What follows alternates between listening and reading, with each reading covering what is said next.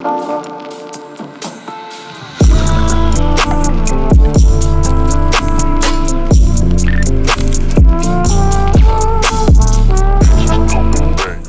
orange. These delightful sanguine beauties have a notoriously short season, with only a month or two of availability at the start of the year.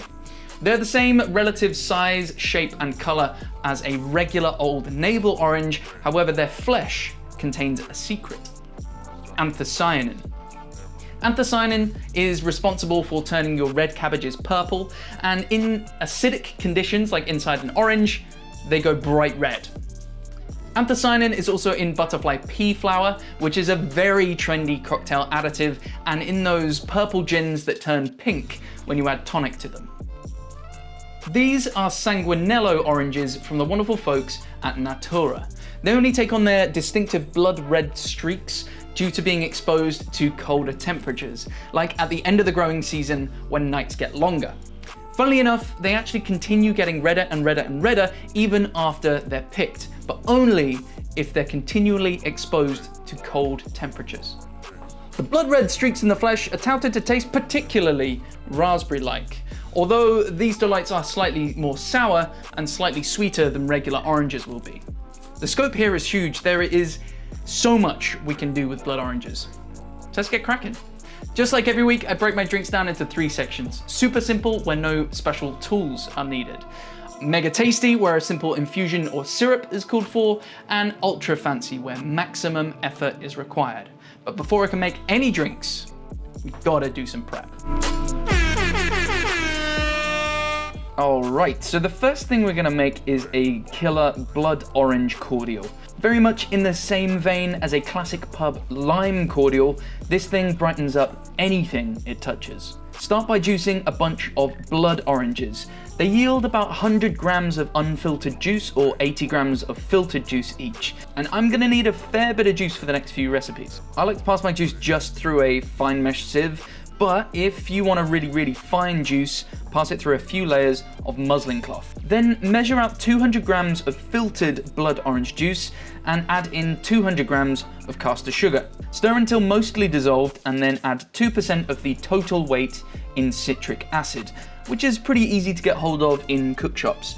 In my case, 2% of 400 grams is 8 grams. Then add in 2 grams of orange blossom water and stir until everything has combined nicely. Bottle, label, and stick in the fridge for when it's needed. Add this stuff to a glass of fizzy water and it hands down beats Fanta any day. Right, about time to make my first cocktail. Ooh mama, is there any better eye-opener than a mimosa? Juicy and bubbly, bright and Moorish, these things are awesome. My take on this belter starts with 15 mils of the rather delicious Tapatio 110, which is a particularly grassy and bright, overproof, unaged tequila. To that, add 75 mils of filtered blood orange juice, the fresher the better. Then top up with 100 mils of your favorite sparkling wine. I've gone for this very fancy looking Blanc de Blanc Cremant from Burgundy. Ideal.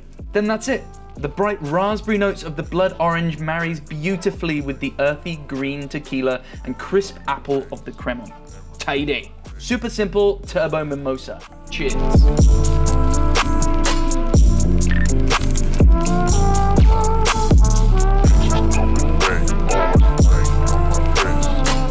Back in the prep kitchen, and I'm making a Bianco style vermouth that builds on those bright raspberry-ish flavors of blood oranges. Bianco vermouth is typically sweeter and more bitter than dry. It's probably what your nan drank with lemonade, and the style is characterized by its lighter, fresher profile compared to sweet vermouth.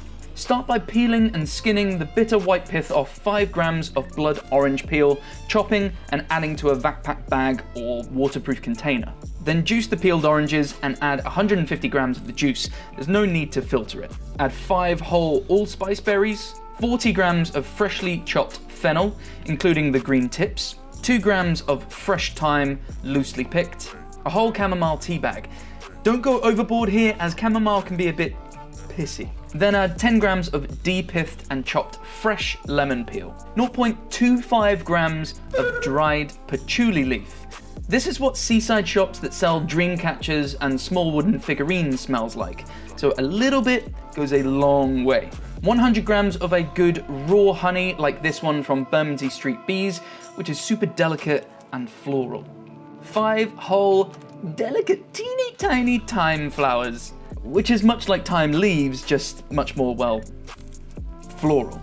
Add 1 gram of dried wormwood. This is the stuff that's gonna give that kick of bitterness, and no, it doesn't make you see green fairies. Then lastly, slosh in 300 grams of the delightfully delicious Moscato D'asti. Whilst being somewhat sweeter than most wines, it packs this killer melony honeysuckle vibe. Once everything is packed, seal up the backpack bag or container and set it to rest in a nice warm water bath at 60 degrees Celsius. Leave it in there for 1 hour so all those ingredients get to marry together nicely.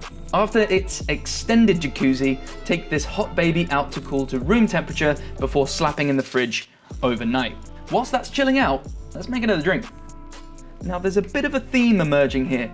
Bright, simple drinks that are pretty easy to put together, and this next drink is no exception. Start by adding to a jar or shaker 20 ml of that wonderfully juicy blood orange cordial straight from the fridge. To that, add 60 ml of the delightful Porter's Tropical Auld Chum. This is a killer Auld Chum style gin flavored with passion fruit, guava, and white tea. Then add in plenty of ice, stir until severely chilled and frosty, strain out into a nice chilled cocktail glass, and garnish with a very fine wheel of blood orange. Sip and enjoy this zippy, refreshing mind eraser whilst hoping that the sun would just peek out from the clouds. This is Blood Simple. Cheers.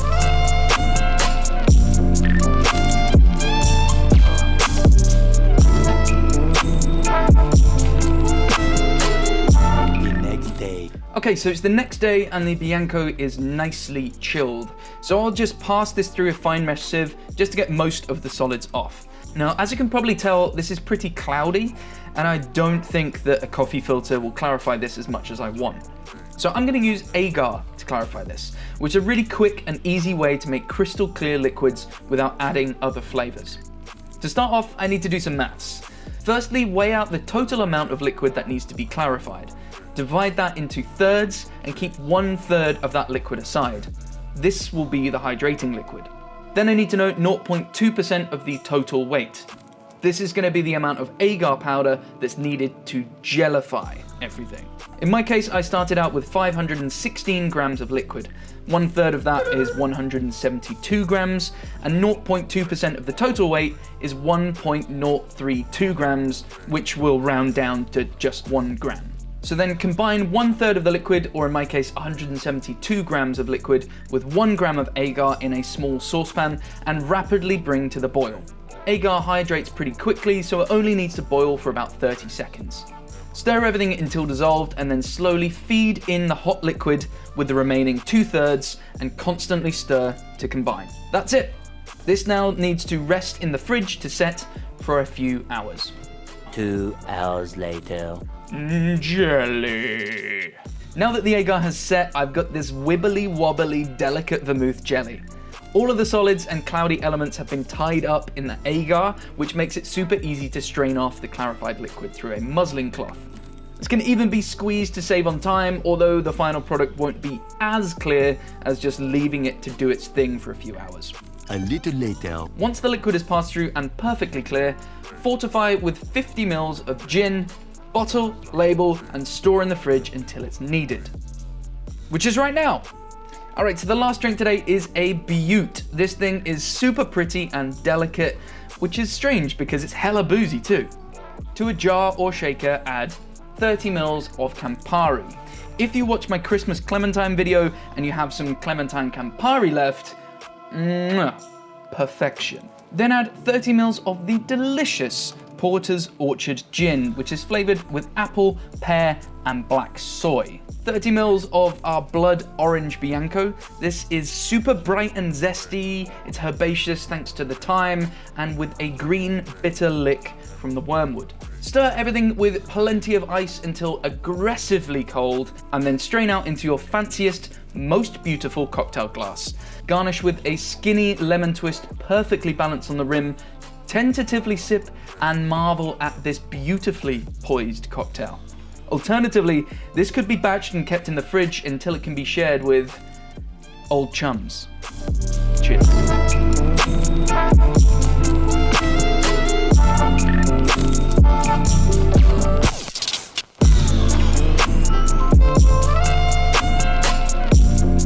There you go, team. 3 cocktails using the Sanguine Citrus Blood Orange. I'm actually quite taken aback just how different blood orange is to regular run-of-the-mill garden variety kind of orange. It's completely different, but I didn't even scratch the surface of orange flavored cocktails as well, so maybe we can come back and revisit this one later. If you did like what you saw, give us a thumbs up, stick a comment down below with the one thing that you want to see me tackle in the future, and my face will pop up here. Give that a click to subscribe, and you'll stay informed when new videos drop every week. Until next time, take it easy, be good, love you, bye.